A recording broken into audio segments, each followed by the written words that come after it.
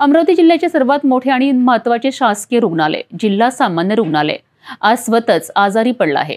ज्या ठिकाणी रुग्णांनी उपचार घेऊन बरे व्हायला हवे त्याच ठिकाणी त्यांना घाणीच्या साम्राज्यात राहावे लागत आहे। रुग्णांना जीवनदान देणारे हे रुग्णालय आज रामभरोसे चालले आहेत। सकाळी एकदा स्वच्छता होते, परंतु त्यानंतर दिवसभर सर्वत्र घाणीचे साम्राज्य पसरलेले असते। उपचारासाठी आलेल्या रुग्णांसह त्यांचे नातेवाईक या अस्वच्छतेमुळे अक्षरशः त्रस्त झाले आहेत। एका बाजूला रुग्णालय प्रशासन मस्त आहे, तर दुसरीकडे सामान्य नागरिक त्रस्त आहे। या गंभीर परिस्थितीला जबाबदार कोण?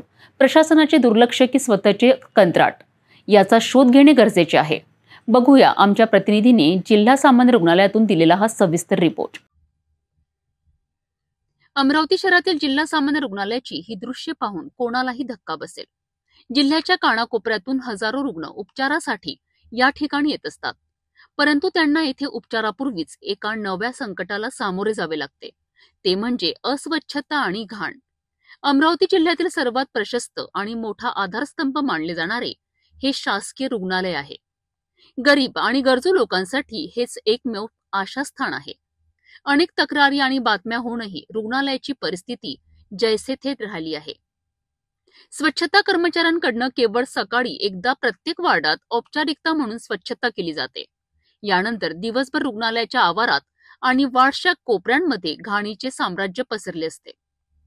ज्या आजारांवर उपचार घेण्यासाठी रुग्ण या रुग्णालयात दाखल झाले आहेत, त्याच ठिकाणी पसरलेल्या घाणीमुळे त्यांना आणि त्यांच्या नातेवाईकांना संसर्गाची किंवा अन्य आजारांची भीती वाटत आहे।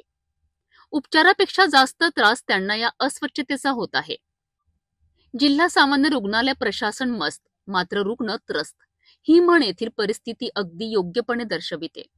इतकी गंभीर परिस्थिती असतानाही रुग्णालयाचे उच्च अधिकारी याकडे जाणीवपूर्वक दुर्लक्ष करत असल्याचा आरोप होत आहे। रुग्णालय परिसरात सतत घाण का असते? स्वच्छतेच्या कामात दिरंगाई का? यावर नियंत्रण ठेवण्याची जबाबदारी कोणाची? हे प्रश्न आजही अनुत्तरित आहे। परिणामी रुग्णांच्या उपचारावर आणि त्यांच्या आरोग्यावर थेट परिणाम होत आहे। जिल्हा प्रशासनाने या गंभीर समस्येकडे त्वरित लक्ष देणे आवश्यक आहे, अन्यथा अनेक रुग्णांचे आरोग्य धोक्यात येऊ शकते। ही अत्यंत गंभीर बाब आहे। शासनाने आणि आरोग्य विभागाने तात्काळ यावर कठोर कारवाई करणे गरजेचे आहे।